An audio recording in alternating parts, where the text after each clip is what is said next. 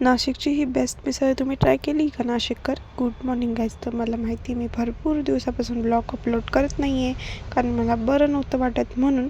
आणि आज इतकं ऊन आहे आणि आज माझा वीक ऑफ पण आहे. म्हटलं कुठेतरी बाहेर जाऊन येऊ, कारण घरात तर मला बसवत नाही म्हणून. त्यानंतर आम्ही गेलो होतो ग्रेप ॲम्बसीला, जिथे मध्ये एंटर केल्या गेले एवढं छान ॲम्बियन्स होता, छान मूर्ती वगैरे होती. नंतर इथे मस्त फोटो वगैरे काढायला पण छान प्लेस होती. आणि मला वाटलं होतं एवढ्या गरमीचं कोणच जात असेल मिसळ खायला, पण नाही. नाशिककर इज क्रेझी ऑफ मिसळसाठी नाशिककर खूप क्रेझी आहे, हे मला तिथे जाऊनच कळालं. इतकी गर्दी होती.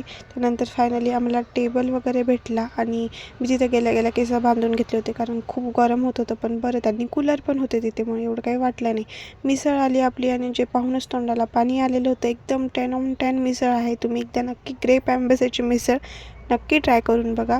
ज्यांनी अजून खाल्ली नसेल किंवा जे विजिटला येत असेल नाशिकला, त्यांनी पण नक्की ट्राय करा. त्यानंतर हे मिसळसोबत आपल्याला द्राक्ष पण देतात, ते खाल्ले वगैरे.